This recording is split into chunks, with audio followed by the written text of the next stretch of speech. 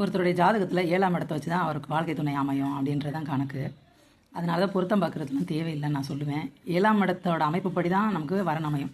அதனால தான் ஒரு நல்ல பொருந்தி இருக்குன்னு சொல்கிற ஜாதகத்தையே நம்ம பொருளாதார காரணம் இல்லை, அழகு இல்லை, கலர் இல்லை, படிப்பு இல்லை, ஏதோ ஒரு காரணத்தை சொல்லி தட்டி கழிச்சிடுறோம். நமக்கு நம்ம நினைக்கிற மாதிரி ஒரு ஜாதகம் அமைஞ்சால் பொருத்தமே இல்லாட்டா கூட அதை முடிச்சே ஆகணும்னு நம்ம கங்கணம் கட்டி 4 ஜோசியர் போய் பார்க்குறோம். ஆனால் உண்மை என்னென்னா ஒருத்தரோட ஜாதகத்துக்கு 7ஆம் இடம் எந்த மாதிரியான வலிமையோடு இருக்கோ அதை வச்சு தான் அவங்களுக்கு மனைவியோ கணவனோ அமைவாங்க.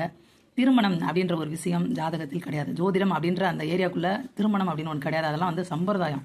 நீங்கள் எதை வச்சு திருமணம்னு கணக்கு பண்ண போவீங்க? ஒருத்தர் வந்து உடல் உறவை வச்சுக்கிறத வச்சு நீங்கள் பண்ணிங்கன்னா அவர் வாழ்க்கையில் எல்லோரும் ஒரே மாதிரி வாழ்கிறதில்ல. ஒரே ஒரு பெண்ணோட வாழ்கிறவங்க கொஞ்சம் பேர் இருந்தாங்கன்னா 2, சில பேர் வந்து பலர்கிட்ட அந்தந்த நேரத்துக்கு பழகிக்கிறவங்க இருக்காங்க. அந்த மாதிரி பல வகையான மனிதர்கள் இருக்கும்போது திருமணத்தை என்ன கணக்கில் எடுத்துக்கிறது? இன்னொன்று, ஒரு திருமணம் நடந்த கொஞ்ச நாளுக்குள்ளேயே அந்த பெண் வந்து உயிரை மாச்சிக்கிறதோ இல்லை அந்த ஆண் கொல்லப்படுறதோ அந்த மாதிரியான சம்பவங்கள்லாம் நடக்குது.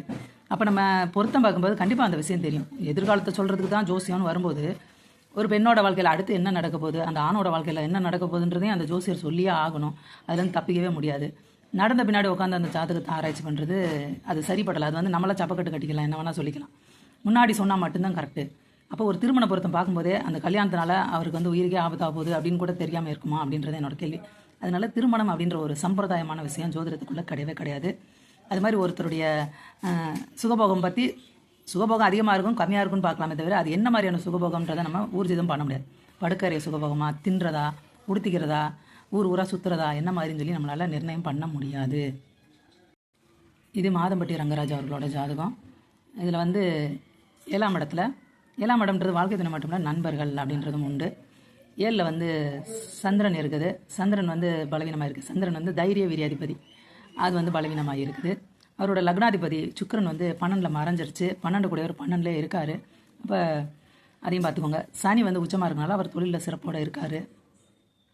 யோகா அதிபதி தொழிலுக்கு உரியவர். இந்த 2 கூடைய சனி உச்சத்தில் இருக்குது ஒரு சிறப்பான விஷயமா இருக்குது. கூட ராகுக்கு இது மாதிரி எதுவும் சேராமல் இருக்கிறது. அப்புறம் வந்து 2, 5, 3 இது கூடைய புதனும் சந்திரனும் பலவீனமாயிட்டாங்க, நீசம் அடைஞ்சு போயிட்டாங்க. அதனால் அவருக்கு ஒரு குடும்ப நிலை அமையாதும், குழந்தைங்களை விட்டு தள்ளி இருக்கிற சூழலும், அப்புறம் என்ன சொல்கிறது, நிலையான மனநிலை இல்லாமல் குழப்பமான மனநிலையில் இருக்கிறது, மற்றவங்களுடைய நல்வார்த்தைகளை கேட்காமல் இருக்கிறது, இந்த மாதிரியான விஷயங்கள் இருக்கும். மாதம்பட்டிக்கு சுக்கர நடக்குது. சுக்கரன் வாங்கின நட்சத்திரம் பார்த்திங்கன்னா சொந்த நட்சத்திரம் சுக்கரன். தன்னோட சொந்த நட்சத்திரத்திற்கு பரணி நட்சத்திரம். அப்படி இருக்கும் பட்சத்தில் சுக்கரனோட வீடு 1, 6 இயங்கும். சுக்கரன் இருக்கிற வீடு 12 இயங்கும். அப்போ 1, 6, 12, 1, 6, 12 2 தடவை வேலை செய்யுங்க.